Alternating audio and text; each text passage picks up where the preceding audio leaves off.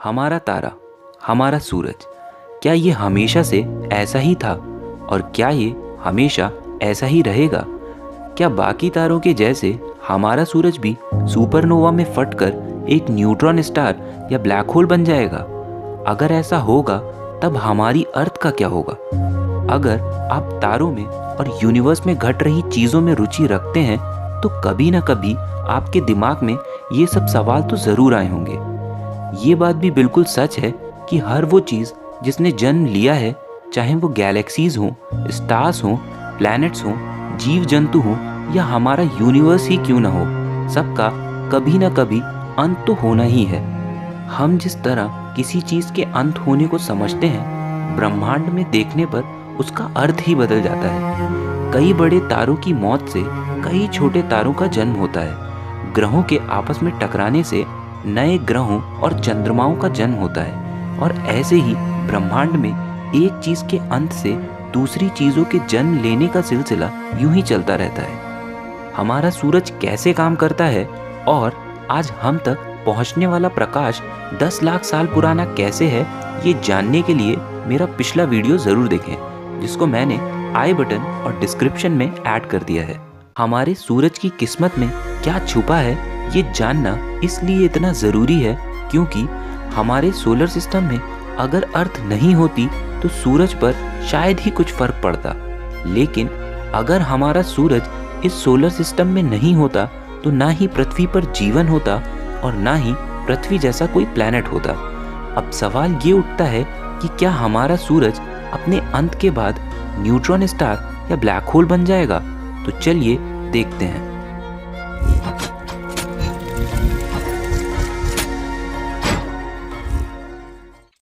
हमारा सूरज करीब 4.6 billion years पुराना है, करीब 4.6 अरब साल। और नासा के मुताबिक सूरज जैसे तारे 9 से 10 अरब साल ही जीते हैं, जिसका मतलब हमारे सूरज के पास अभी 5 अरब साल और बचे हैं। कॉस्मिक लेवल पर देखकर ये समझ आता है कि हम और हमारा जीवन कितना छोटा है। न्यूट्रॉन स्टार्स या ब्लैक होल्स बनने के लिए किसी भी तारे को चंद्रशेखर लिमिट को क्रॉस करना होता है। इस लिमिट की खोज के लिए भारतीय वैज्ञानिक सुब्रमण्यम चंद्रशेखर को 1983 का नोबेल प्राइज़ इन फिजिक्स भी मिला था। आई बटन और डिस्क्रिप्शन में ऐड मेरे इस वीडियो से आप बहुत ही सरल भाषा में न्यूट्रॉन स्टार्स और ब्लैक होल्स कब बनते हैं ये सीख सकते हैं। वो तारे जिनकी कोर का मास हमारे सूरज से 1.4 टाइम से ज़्यादा हो, केवल वो ही अपनी मौत के बाद न्यूट्रॉन स्टार या ब्लैक होल्स बनते हैं, जिसका मतलब हमारा सूरज अपनी मौत के बाद ना ही न्यूट्रॉन स्टार बनेगा और ना ही ब्लैक होल। वो सभी तारे जिनकी कोर का मास हमारे सूरज के मास का 1.4 गुना से कम होता है, वो सभी अपनी मौत के बाद एक वाइट डॉर्फ स्टार बन जाते हैं, जिसका मतलब ये है कि हमारा सूरज भी अपनी मौत के बाद एक वाइट डॉर्फ स्टार बन जाएगा। सूरज जैसे कम मास के तारों का वाइट डॉर्फ तारा बनने का सफ़र एक बहुत ही विशाल रेड जायंट स्टार से होकर गुजरता है। एक रेड जायंट वो मरता हुआ स्टार होता है जो तारे के एवोल्यूशन के आखिरी स्टेजेस में पहुंच चुका होता है। हमारा सूरज भी अगले 5 अरब साल में एक रेड जायंट में बदल जाएगा और आज मौजूद अपने साइज से 100 से 1000 गुना बड़ा हो जाएगा। और हमारे सभी इनर प्लैनेट्स मरकरी, वीनस, हमारी अर्थ और मार्स को अपने अंदर समा लेगा। बहुत से वैज्ञानिक आज भी इस बात पर अलग विचार रखते हैं कि केवल मरकरी और वीनस ही सूरज में समाएंगे और हमारी अर्थ बहुत ही ज़्यादा खतरनाक तरीके से रेड जायंट सन का चक्कर लगाएगी।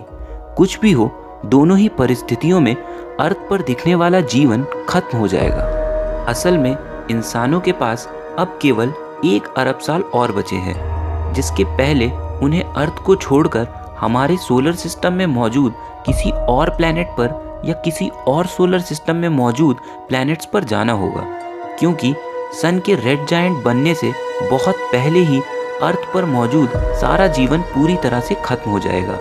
ऐसा इसलिए होगा क्योंकि हमारे तारे का टेम्परेचर बढ़ता जा रहा है, बिल्कुल उसी तरह जैसे सूरज के मास वाले तारों के साथ होता है। एक स्टडी के अनुसार हर 1 अरब साल में हमारे सूरज की चमक और गर्मी 10% के रेट से बढ़ रही है। सुनने में ये ज़्यादा नहीं लगता, लेकिन इसी चमक के बढ़ने से ही पृथ्वी पर जीवन का अंत होगा। हमारे ओशंस भाप बनकर स्पेस में उड़ जाएंगे और हमारे प्लैनेट की सतह इतनी गर्म हो जाएगी कि उस पर किसी भी तरह का जीवन नहीं टिक पाएगा।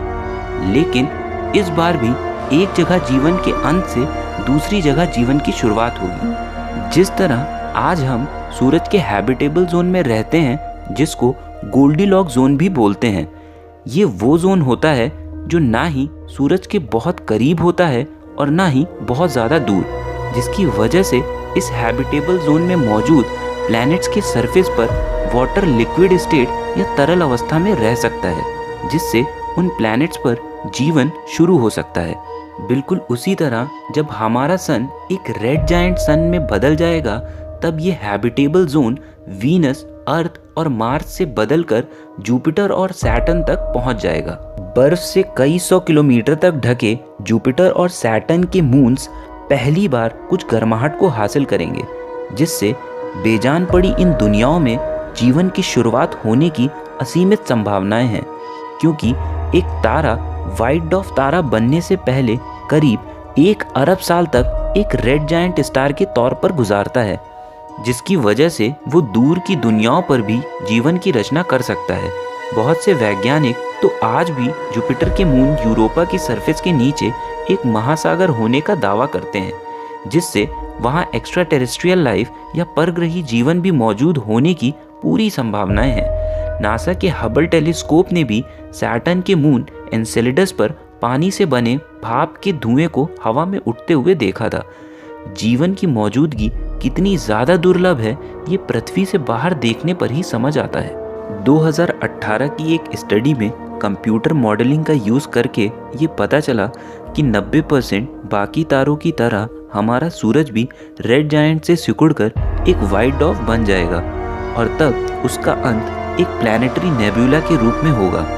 क्या पता आने वाले कुछ 100 साल में हम ऐसी टेक्नोलॉजीज़ डेवलप कर लें जिससे हम दूसरे सोलर सिस्टम्स में जाकर जीवन को आगे बढ़ा पाएँ और दूर किसी सोलर सिस्टम से हमें जन्म देने वाले तारे का दुखद अंत देख पाएँ। आशा करता हूँ कि आज के वीडियो ने आपकी दुनिया को देखने के नज़रिए पर कुछ असर डाला होगा और आपने कुछ बेहतर सीखा होगा।